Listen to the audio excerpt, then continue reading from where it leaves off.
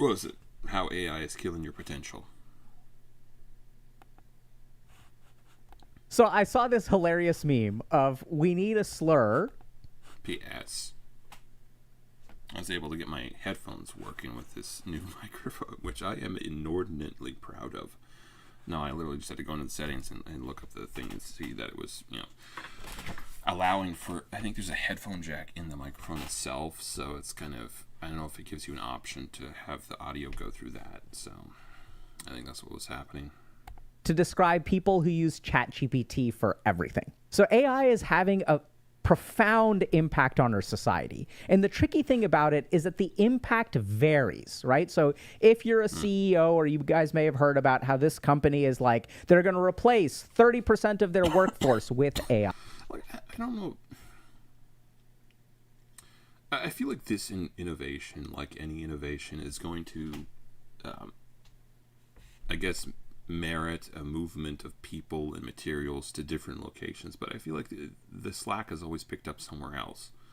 You just have a different industry rise kind of in the place of it that employs people. It's one of those things where in theory you could, I don't know if we're going to reach the end of it, like the ideal state of living. It feels like you can always raise the status of living, in which case, the more you innovate, the more you just move people to different areas where you can improve more. I guess I don't know. That sounds stupid.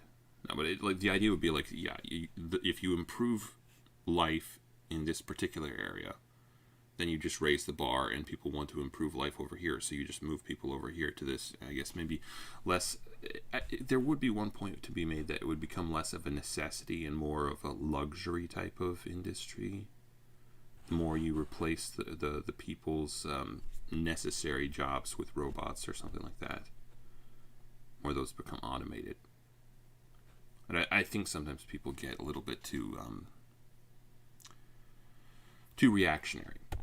Students have stopped writing essays because thankfully we have AI now. And on the flip side, there are a lot of people who are terrified of AI, right? What if I'm one of the 30% of people that AI is going to get rid of in my job? So today we're going to talk about the impact of AI on your brain. TLDR, the more you use AI, the more your brain will rust. So let's start with a couple of really, really important misconceptions. Well, the entire notion in a lot of cases is that AI still needs kind of a thing to be trained off of. Like, I don't know if you can train AI off of other AI. I think it gets, like, the code starts to get really weird if you do so. So, you, like, at the end of the day, you still need at least some people who know how to make art, who know how to do this stuff, so that you can train the AI off of them and then send it to go forth and conquer. So the first misconception that I want to address is that AI gives us access to a lot of information and AI knows everything on the planet. I actually think this is not the case at all. If you are knowledgeable about a particular subject and you talk to... I really agree with them. Like, I almost don't use it at all for searches, really. Like, I almost always want to go to the primary source, because like there have been times when I was looking at the answer they gave me, and if it was something I knew about, you could tell that sometimes they were literally just feeding you a load of BS. Like, it was like the information you get from these things is at best shallow and probably at worst, well, he goes into this actually, I think it's at best shallow and worst it's completely inaccurate. It's something they are saying to make you happy. AI about that subject, you will quickly discover that AI doesn't know much at all. So this is kind of weird, but I want y'all to think about this for a second. What we saw with Google was very similar. So when Google came out, everyone was like, there's no point in learning anything because all of the information on the planet is at our fingertips. I can just do a Google search and it can give me an answer. AI in Google has access to very little information. It has access to the surface level of information, right? So back in the day when I did a Google search, if I did a Google search, it would say 68,000 hits, and everyone on the planet would see the first 10. So if you really think about it, the total amount of information that is available on the internet is very, very, very high. But the percentage of information that people have access to through Google is actually really low. The practical amount of information. Obviously, it selects for popularity, not dissimilar to the notion of videos and whatever, or perhaps who's paid for their results to be there. So it doesn't feel like it's very good. Like it's not necessarily like a meritocracy based upon the value of the information, that you're getting the best information on blank subject. You're getting the most popular or the person who had the most wealth so they could pay for it information. That people can learn from Google is incredibly small. Sure, if you spent 5 years going through 68,000 results and reading everything, maybe you could learn a lot. But even then, most of those results are just duplicated blog posts with the same recycled ideas. You'll kind of get what I'm saying? Google doesn't teach you any kind of deep learning. It just gives everyone access to the most basic information. And AI, I think, is even worse at this. So what AI is really good at doing is giving you a surface level explanation presented in a very digestible way, in a very sycophantic way. If you guys didn't watch our video about AI. So it's patronizing me. A robot is patronizing me. The dumbing stuff. Stupid. AI-induced psychosis. Highly recommend you check it out. But basically what AI is going to do is give you an answer that makes you think you know the answer instead of giving you the real answer. And I did a really simple test. I asked ChatGPT, what is meditation? And the answer that I got was very evidence-based. It's beautiful. It talks about the different kinds of meditation, talks about the different, ways in which meditation activates the brain, right? So this may be filtered in some way by the questions that I usually ask my ChatGPT. And then it also had this really beautiful sentence of like, okay, I'm going to remove all the fluff, but I'm going to stay true to this is going to maybe sound a little bit weird, but I guess I just in general do not trust the answers that a robot will give you on a lot of subjects, because it feels like with regards to a lot of subjects, it basically comes back to human experience. You want to know how a human felt in this scenario, or what a human thinks of blank thing. You don't want to know what a robot thinks about it, because obviously they don't really experience, and if they did experience, their experience would probably be entirely different than ours. So the whole notion of I just don't, it's not my cup of tea.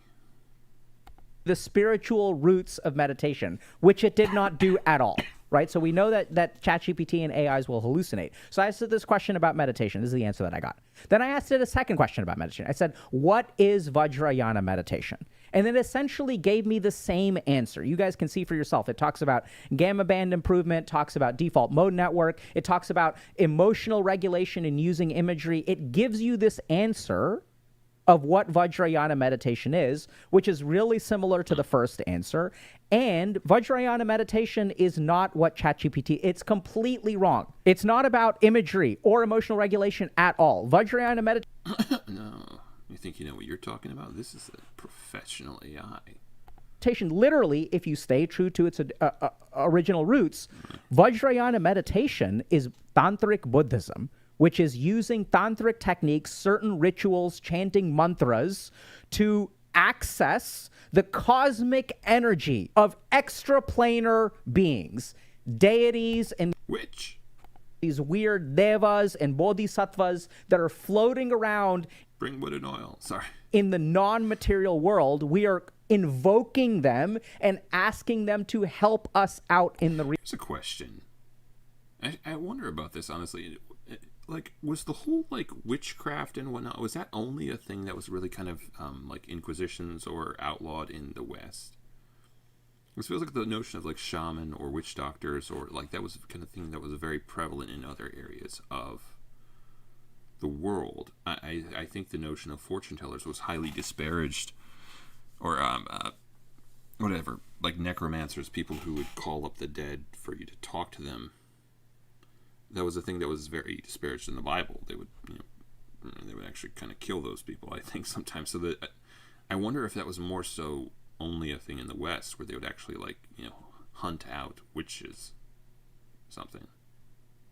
Most of the rest of the world, it feels like they kind of look to them for healing or spiritual guidance. For the record, I don't know. I don't know. I suppose they maybe shouldn't be killed, but I also don't really approve of the whole notion. Real world. But ChatGPT misses this by a mile. If y'all are curious about that stuff, this is kind of funny. So I did this lecture called The Weird Stuff, where I explain how all these weird kinds of meditation work. Turned out to be a really... People liked the lecture a lot, so then we did a part 2, part 3, part 4. Y'all can check it out over here if you're curious about how Vajrayana and Tantra actually work from a mechanistic standpoint. You guys can check those out. I try to make it as scientific as possible. But anyway, back to ChatGPT. So here's my thesis, that the more that we use AI, first of all, it doesn't replace a whole lot of skills. All it does is make the surface level answers easily available to everyone on the planet. The more that you use AI, it has a couple of really interesting impacts on us. So the first thing that AI usage does is rust our brain. So everyone is kind of talking about brain rot nowadays, which is like when my mind doesn't function properly. I think and I think that has to do with the notion of like how how much like things like TikTok or Shorts or whatever has degraded our attention span, which is like a real thing, which I guess I'm trying to work on somewhat. I need to get back into reading books. I think that'd be like a good training mechanism for that, where you could actually focus on stuff for like longer or whatnot. But yeah, there might be other symptoms there too, not just like an attention span. Better term for it, especially when it comes to AI, is brain rust. So if we look at this study on critical thinking that was done at MIT, it basically, in this study, they compared 3 groups of people who are trying to figure something out on their own, people who are using Google, and people who are using AI. And I think it was ChatGPT. Okay, this is actually kind of an interesting notion. Like, do you guys think that the actual degradation of an entire society is possible? To the point where, like, they can get to a technological kind of stage where they actually become so lethargic that they lose their ability to maintain their like technological advances? Because there would have been notions like this in a lot of like probably sci-fi and stuff like that. I was thinking of Isaac Asimov's Foundation, where the notion was that they had created like atomic engines that would last from generation to generation, so no one actually had to know how atomics worked. Like basically they lost the ability to actually understand this stuff or to maintain it in a really efficacious way, to the point where they were all just sliding back into the abyss. And I guess I feel like given the recusant nature of individuals, like in a group of several millions of people, you're always going to have that one dude who's like, no, I don't want to use any of that. Some Luddite who's just like back to the earth, who gets the basics down for himself. There's going to be some dude who really wants to take up mechanical work. There's going to be some dude who, like, I guess I don't know to what extent something like that, like a really, like, crazy sort of backsliding is possible. Like, that level of degradation in society, I guess I don't know. But maybe it's the very fear of it that makes it impossible, I suppose. Maybe it's good that people are afraid. I said that before, I think, or something to that effect. And basically what they found is that the people... Not with regards to this exact thing, but with regards to the notion, I think, of governments taking over, surveillance states, or conspiracy theorists, I think. People who use AI more, their critical thinking is being diminished. And this is something that we see all the time. There is a huge alarm bell being rung by professors at universities. So I used to be an academic at Harvard Medical School, and so I do think it's like an actual thing. Like where the more you're just being fed information, the less like it feels like ambition is perhaps in short supply these days, which is not a good thing in my mind. It's something about the comfortable lethargic nature of society, perhaps, that allows people to just kind of lay back and let it all happen, let life happen to them. A lot of colleagues that are still in academia, I left to talk to y'all because I love y'all so much, right? Screw that academic stuff. And basically what we're seeing is that students are getting lazier, they're getting dumber, they're literally losing their capacity to think. And this is happening for people who are incredibly young. So here's an example from an 8th grade teacher about what she's seeing. I teach 8th grade history, and I have 110-ish students. 2 of them are reading on grade level. 18 of them are at a kindergarten level. 55 of those students are between a 2nd and 4th grade level. But it's not just literacy. It's not just literacy, and it's not just like lack of content knowledge. It's not just critical thinking skills. It's basic thinking skills. My students can decode almost nothing. They cannot apply inference. They cannot process questions that are longer than a sentence. They cannot connect cause. Yeah, I don't know. This is like, I don't know if there's like a really hard and fast solution to this, but it feels like that. I don't know. An effect. They can't track multi-step ideas like in a political cartoon. I had a kid yesterday, 4 kids actually. This happened in every class.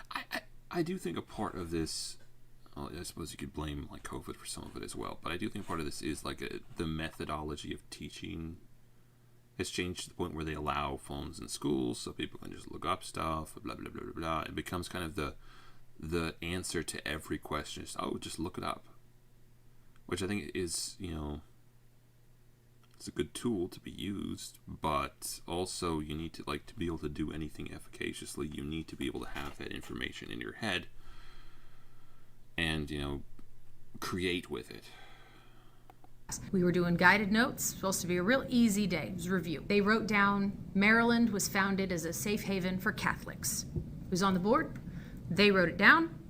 And before we moved on, I call on a student and I ask, hey, where were the Catholics one more time? And these students, what they do is they look at me and then they look at their notes and then they look at the board. They look back at their notes.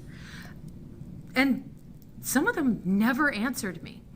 They never figured out the answer. So It's surprised. The eyes see when the mouth speaks, but all activity is clearly ceased or something. I think this example illustrates what we're seeing overall, and it's not just... I guess the question I would have is, like, what do you think the essence of creativity is? Because I think a very necessary prerequisite to creativity is getting all the information under one roof and letting it bang around against each other. Like, you have to have the information in your head if you want to be able to innovate or do stuff like that. In the advent of AI and the ability to look all this stuff up and to keep none of it in your head, to remember none of this stuff, like I think you will see a very serious decline in creativity of sorts. And maybe it's a. I guess maybe one could argue that it's an other functionality. Maybe their functionality is going somewhere else, and they're trying to learn how to do blank thing that has nothing to do with school or something like that. But it just still feels like you gotta teach them some of this stuff, because some of this is like really basic. This one study from MIT, here are a couple of other studies that show the impact of using AI on academic performance. And so this is really interesting. I want y'all to pay attention to what this paper actually says, okay? The findings reveal that AI offers significant benefits, including personalized learning, improved academic outcomes, and enhanced student engagement. However, challenges such as over-reliance on AI, diminished critical thinking skills, data privacy risks, and academic dishonesty were also identified. So I want y'all to pay attention to what this really means. Imagine being able to build an app with your name on it, just by thinking about it. Meet Base 44, a complete AI... What this means is that if you give a student an AI... That's heretical. They're just giving us an advertisement for AI. You think they would catch the drift from the video I'm watching. Academic outcomes will improve. If you give them an essay and they use AI... they write a good essay. The problem is that their critical thinking skills, their ability to write essays will actually be diminished. So this is what... There's an idea, I think, in the notion of... is perhaps fundamental, that we as humans are actually looking for perfection, which I don't think is necessarily true. Like, at least I don't think it's true in my case, and I think there are other people who would identify with this. I don't know if we were looking for something that's perfect.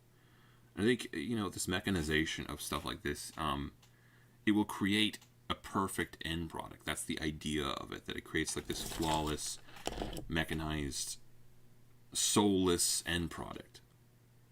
Which is, I don't know if I really like that necessarily. I prefer something that's flawed in a way that I understand and can relate to. Functional, yes, but not necessarily perfect. I don't know if that's necessarily what we look for as humans. And the notion would be like, okay, is perfection actually the goal? Is perfection actually the ideal state? I tend to think functionality is it's something we want, certainly, but not necessarily perfection. I don't know if that's what we strive for as humans, per se. What I want y'all to understand about the human body and the human brain. The human brain and the human body do not wear out, they rust. So if I take something like a phone, the phone will decrease in quality the more it is used. A physical object that is non-organic and not alive, basically the more you use it, the more it wears out. An organic or biological object is the opposite. If I sit on my ass all the time, my body actually decays. That's kind of a really interesting point, actually, yes. The stagnation of whatever. It's not exactly something that exists in regards to, like, mechanisms. Well, technically, mechanisms do rust if you leave them alone for long enough, but... The more that I exercise, my cellular aging can... Technically, either way, mechanisms will always degrade over time, but generally, yeah, I think he's right in that. Never mind, just let him improve. My telomeres will get longer. When we use our body, it gets better. When we use our brain, it gets better. So what we're seeing from AI, the more that people use AI, the more it is rusting their brains. So how do we grapple with this idea that AI is going to replace a bunch of jobs? So here's... All right. There's a good way to end it. Get out, do more stuff with your brain and body. Okay? Okay, that's How AI is Killing Your Potential by healthygamers.gg, a.k.a. Dr. K.